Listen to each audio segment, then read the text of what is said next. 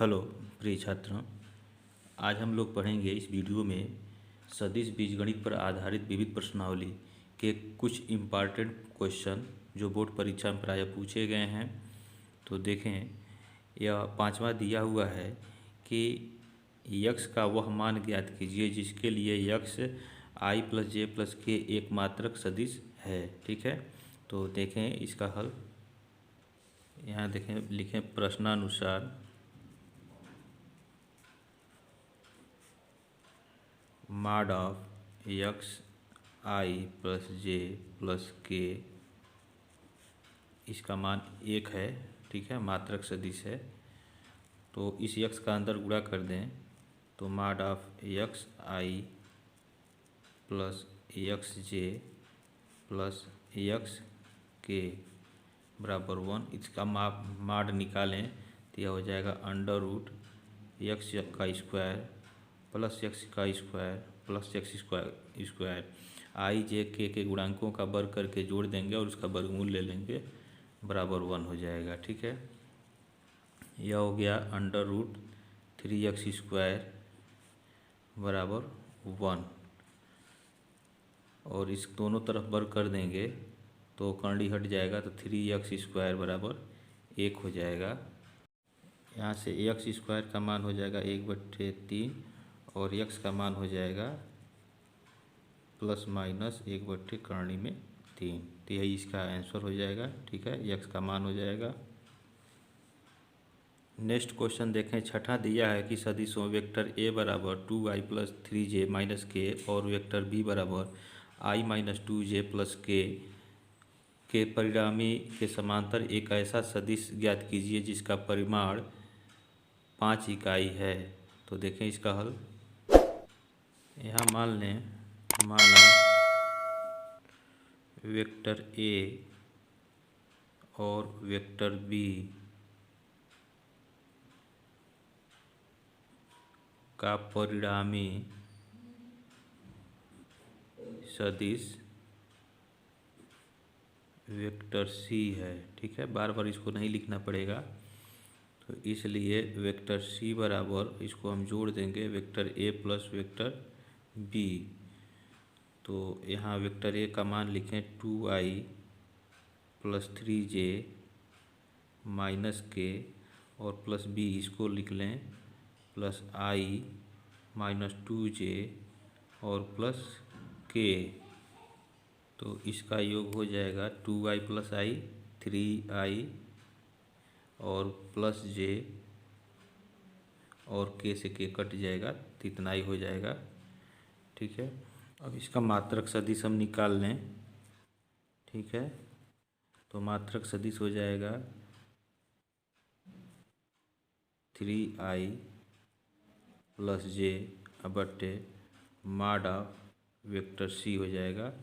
ठीक है, तो मॉड ऑफ वेक्टर सी का मान कितना हो जाएगा 3i प्लस j प्लस इसका मॉड निकाल लें तो अंडर रूट 3 का वर्ग प्लस 1 का वर्ग हो जाएगा। तो यह हो जाएगा 3i प्लस j और बट्टे 3 3 9 और धन 1, ये अंडर रूट में हो जाएगा और यह हो जाएगा अंडर रूट 10। तो 3i बट्टे कर्णी में 10। ठीक है, और प्लस 1/कर्णी में 10 j। तो यह जो है मात्रक सदिश हो जाएगा। और 5 इकाई वाला सदिश पूछ रहा है जिसका परिणाम हो वेक्टर सी के अनुदिश, तो इसमें 5 का गुणा कर देंगे। ठीक है, इसलिए सदिश वेक्टर सी के अनुदिश या समांतर 5 इकाई परिमाण वाला सदिश, यह हो जाएगा आपका 5 कैप सी। ठीक है, तो इसमें 5 का गुणा कर देंगे तो यह हो जाएगा आपका 5 और ब्रैकेट में 3/करनी में 10 आई अब प्लस 1/करनी में 10 जे। ठीक है, इसका अंदर गुणा कर देंगे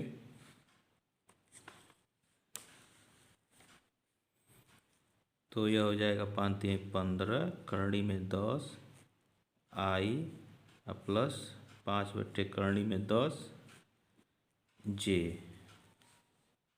तो इसके हर का परिमेयकरण कर दें दोनों का, तो करनी में 10 से ऊपर अंश और हर में इसमें गुणा कर देंगे तो 15 करनी में 10 अब बट्टे 10 हो जाएगा। करनी में 10 का गुणा करनी में 10 का करेंगे तो 10 हो जाएगा। और यह हो गया आई प्लस यहाँ हो जाएगा 5 करनी में 10 अब बट्टे 10 हो जाएगा जे। ठीक है, अब देखें यह हो जाएगा 5 3 15 5 दूना 10 5 एक 5 5 दूना 10 तो यह हो जाएगा 3/2 यहाँ करनी में 10 आई प्लस करनी में 10/2 जे। तो यही जो है इसका आंसर हो गया, ये इसका हल हो गया। नेक्स्ट क्वेश्चन 7वां देखें। कह रहा है कि यदि वेक्टर ए बराबर आई प्लस जे प्लस के और वेक्टर बी बराबर 2i माइनस जे प्लस 3k और वेक्टर सी बराबर i माइनस 2j प्लस के, तो सदिश दो vector A minus vector B plus 3 vector C के समांतर एक मात्रक सदिश ज्ञात कीजिए। तो इसका मैं हिंट दे रहा हूँ, इसको आप स्वयं हल करेंगे। देखें यहाँ ए का मान रख देंगे तो 2 का गुणा कर देंगे, फिर यहाँ बी का मान रखेंगे 3 का, और जब इसको आई जे के रूप में बदल लेंगे उसके बाद से इसका जो है मात्रक सदिश निकालेंगे। ठीक है, मात्रक सदिश निकाल लेंगे, इसके मापांक से इसमें हम भाग कर देंगे तो वही जो है इसके समांतर मात्रक सदिश हो जाएगा। इसको डी के बराबर मान लें, बार बार इसको नहीं लिखना पड़ेगा, अभी पिछला सवाल जो किया गया है उसी के अनुरूप होगा। ठीक है, तो उसमें इसको डी मान लेंगे और ए बी सी का मान रख करके इसको आई जे के रूप में लिख लें। फिर डी कैप निकाल लेंगे, डी कैप बराबर जो है यह जो आई जे के रूप में आएगा इसमें जो है इसके माठ से भाग कर देंगे तो वही जो है इसके समांतर मात्रक सदिश हो जाएगा। ठीक है, जिसको आप स्वयं करेंगे। नेक्स्ट क्वेश्चन देखें। 8वां दिया कि दर्शाइए कि बिंदु ए 1 ऋण 2 ऋण 8 बी 5 0 ऋण 2 और सी 11 3 7 संरेख हैं और बी के द्वारा ए सी को विभाजित करने वाला अनुपात ज्ञात कीजिए। तो देखें इसका हल। यहाँ मान लें माना ओ मूल बिंदु है, इसलिए ओ ए का स्थिर सदिश जो है ये क्या हो जाएगा आई माइनस 2j माइनस 8k। ठीक है, वेक्टर ओ बी बराबर हो जाएगा 5i 0j होगा तो इसको छोड़ देंगे माइनस 2k। ठीक है, तथा सी का स्थिर सदिश वेक्टर ओ सी बराबर यह हो जाएगा 11i प्लस 3j और प्लस 7k। ठीक है, अब हम निकाल लें A B. Vector A B बराबर बी का स्थिर सदिश ओ बी और माइनस ए का स्थिर सदिश ओ ए। ठीक है, तो यहाँ ओ बी का मान हम रख लें 5i माइनस 2k। ठीक है, माइनस ओ ए जो है देखिए है तो आई माइनस 2j और माइनस 8k। कोष्टक तोड़ दें हम तो 5i माइनस 2k और माइनस आई चिन्ह बदल जाएगा प्लस 2j और प्लस 8k। तो यह हो जाएगा 5 में से 1 निकल जाएगा 4i। ठीक है, और 2j प्लस 2j और 8 में से 2 गया 6 धन 6k। यह हो गया वेक्टर ए बी। अब इसका माड भी निकाल लें। Mod of vector A B equal to under root 4 का वर्ग धन 2 का वर्ग धन 6 का वर्ग, तो यह हो जाएगा 4 चौका 16 धन 2 दूना 4 अच्छा के 36। ठीक है, तो यह हो जाएगा 6 4 10 6 16 3 1 4 1 5, करली में 56 हो जाएगा। इसको हम लिख सकते हैं करनी में 14 गुणे 4। ठीक है, तो इसका वर्गमूल हो जाएगा, देखें 4 का 2 हो जाएगा और करनी में 14, तो यह हो जाएगा mod of vector A B. पुनः इसका BC निकालें, वेक्टर BC निकालने तो C का स्थिर सदिश OC माइनस B का स्थिर सदिश वेक्टर OB हो जाएगा।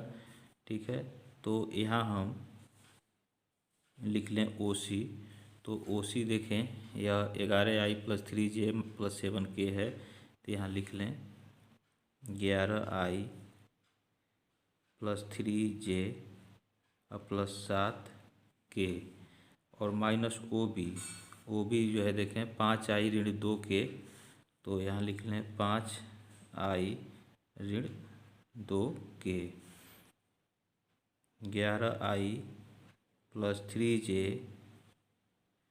और धन 7k माइनस 5i और प्लस 2k,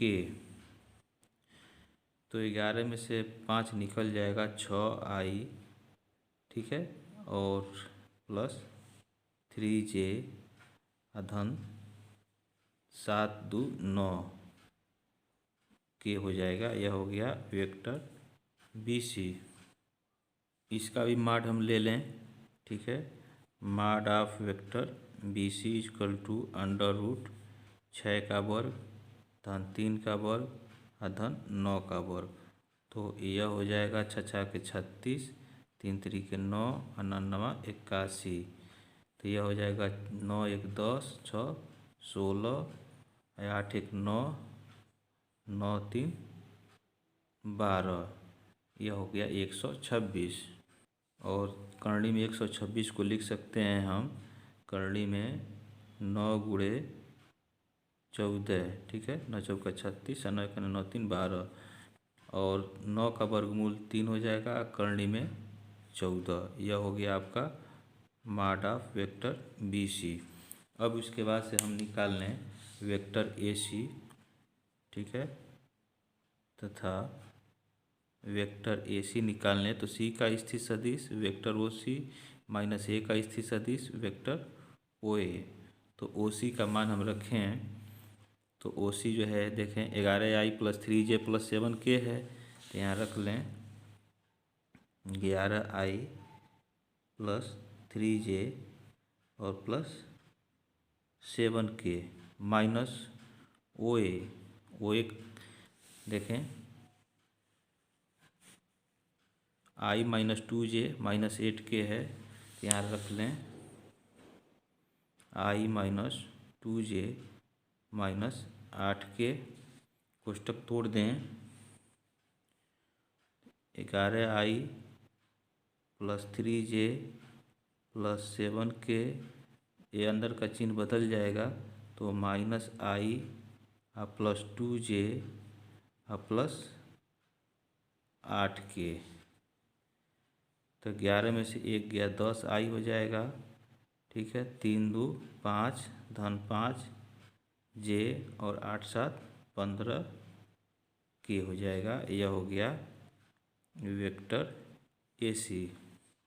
तो इसका भी हम मॉड निकाल लें, मॉड ऑफ वेक्टर AC बराबर यह हो जाएगा √10 का वर्ग धन 5 का वर्ग धन 15 का वर्ग, तो यह हो जाएगा आपका 10 का वर्ग 100 हो जाएगा और 5 का वर्ग 25 और 15 का वर्ग 225 हो गया। ठीक है, और यह हो जाएगा आपका 5 5 10 2 1 3 2 5 और 2 1 3 350 हो जाएगा। और इसे हम लिख सकते हैं 350 को 25 गुणे 14। ठीक है, तो 25 का वर्गमूल 5 हो जाएगा और यह हो गया करनी में 14। यह हो गया आपका मॉड ऑफ वेक्टर AC। ठीक है, अब देखें संरेख के लिए vector AB, mod of vector AB और मॉड ऑफ वेक्टर BC को जोड़ दें, अगर इसके बराबर हो जाएगा तो संरेख सिद्ध हो जाएगा। तो यहाँ लिखें mod of vector AB plus mod of vector BC। तो इसका मान हम लिखें, देखें मॉड ऑफ वेक्टर AB का मान जो है 2 करनी में 14 है, 2 करनी में 14, और मॉड ऑफ वेक्टर BC तो यहाँ देखें 3 करनी में 14 है, तो धन 3 करनी में 14, दोनों मिल कर के 3 2 5 करनी में 14 हो गया। और यह देखें यह किसका मान है, यह जो है मॉड ऑफ वेक्टर AC का मान है, तो यहाँ मॉड ऑफ वेक्टर AC लिख दिए। ठीक है, तो यह आ गया mod of vector AB plus mod of vector BC बराबर मॉड ऑफ वेक्टर AC के। ठीक है, तो इसलिए ABC क्या है, संरेख है, संरेख है, तो यह सिद्ध हो गया। ठीक है, अब यहाँ देखें B के द्वारा AC को विभाजित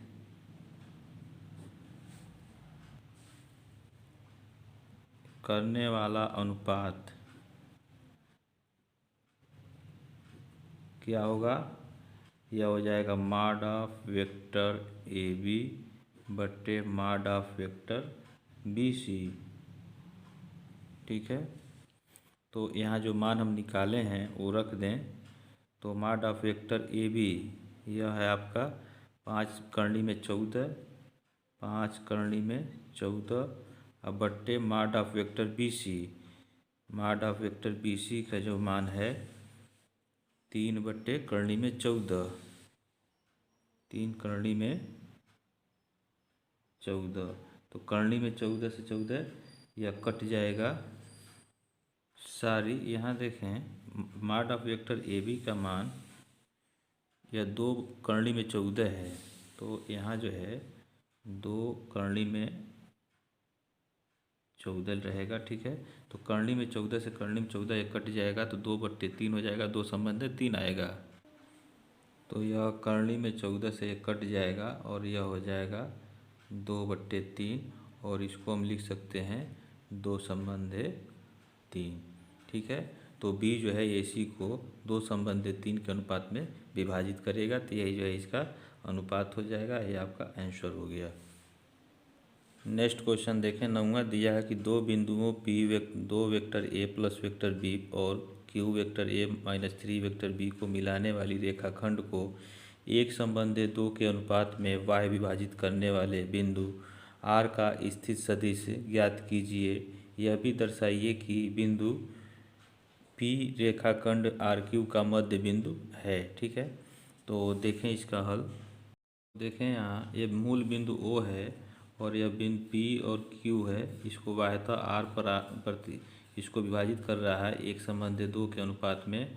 तो P का स्थित सदिश जो है 2A वेक्टर जो है प्लस वेक्टर B या प्लस इसका जो है Q का स्थित सदिश vector A minus 3 vector B हो गया। ठीक है, तो यहाँ हम मान लें माना PQ को बाह्यतः विभाजित करने वाले बिंदु R का स्थित सदिश वेक्टर R है। ठीक है, तो यह वेक्टर R कितना हो जाएगा, तो वेक्टर R इक्वल टू यह हो जाएगा OP, वेक्टर OP सॉरी 1 गुणे ओ क्यू होगा यहाँ, ठीक है, यह ओ क्यू होगा और माइनस 2 गुणे ओ वेक्टर ओ पी बट्टे 1 माइनस 2 यानी यम माइनस यन हो जाएगा। तो इसको हम लिख लें, यह आपका ओ क्यू है। तो वेक्टर ओ क्यू का स्थिर सदिश जो है कि ओ क्यू जो है क्या है, क्यू का स्थिर सदिश वेक्टर ओ क्यू है। तो इसका मान इतना है, ठीक है। तो यह लिख लेंगे vector A minus 3 vector B minus 2 vector O P का मान यह है। तो इसको ब्रैकेट में लिख लेंगे 2 vector A plus vector B, अब बट्टे यह जो है -1 हो जाएगा, ठीक है। तो यह वेक्टर ए -3 वेक्टर बी और यह कोष्टक तोड़ देंगे तो -4 वेक्टर ए और -2 वेक्टर बी बट्टे -1। अब देखें यह जो है 4 में से 1 गया 3, तो -3 वेक्टर ए और -5 वेक्टर बी बट्टे -1। तो इसका चिन्ह बदल जाएगा, तो 3 vector A plus 5 vector B. यह पी क्यू को बाह्यतः विभाजित करने वाले बिंदु आर का स्थिर सदिश हो जाएगा, ठीक है। यहाँ लिख लें, इसलिए पी क्यू को बाह्यतः विभाजित करने वाले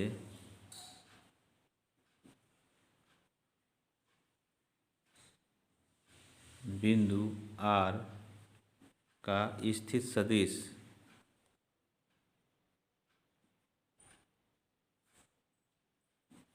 वेक्टर आर बराबर 3 vector A plus 5 vector B है, ठीक है। तो यही जो है इसका स्थिर सदिश है। अब देखें, अब कह रहा कि अब ये दर्शाइए कि बिंदु P रेखाखंड आर क्यू का मध्य बिंदु है। तो आर क्यू का मध्य बिंदु हम ले लें, यहाँ लिखें आर क्यू का तथा आर क्यू का मध्य बिंदु का स्थित सदिश यह क्या हो जाएगा, vector O R plus vector O Q, इनके स्थिर सदिश का आधा हो जाएगा। तो वेक्टर ओ आर जो है वेक्टर आर के बराबर है, तो यह हो जाएगा 3 vector A plus 5 vector B, ठीक है। और ओ क्यू का मान हम लिख लें, यहाँ देखें ओ क्यू जो है vector A minus 3 vector B है। तो यहाँ लिख लें vector A minus 3 vector B और बट्टे 2। तो 3 1 4 हो जाएगा, 4 वेक्टर ए और 5 में से 3 गया 2 वेक्टर बी बट्टे 2। तो यह हो जाएगा, 2 से भाग कर देंगे तो 2 vector A plus vector B, ठीक है। तो यह किसका स्थिर सदिश है, देखें यह 2 vector A plus vector B, यह पी का स्थिर सदिश है, ठीक है। तो यह लिख लें, यह पी का स्थिर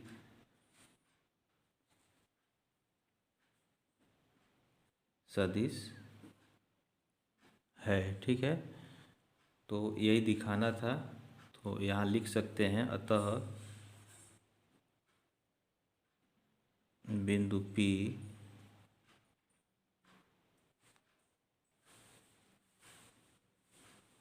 रेखाखंड आर क्यू का मध्य बिंदु है, ठीक है। तो यह इसका हल हो गया। अब इस विविध प्रश्नावली के और भी जो इम्पोर्टेंट क्वेश्चन है उसको हम लोग अगले वीडियोज में पढ़ेंगे। आपको कोई समस्या हो तो कमेंट बॉक्स में आप कमेंट करें। तब तक के लिए आप इस चैनल पे बने रहें। जय हिंद।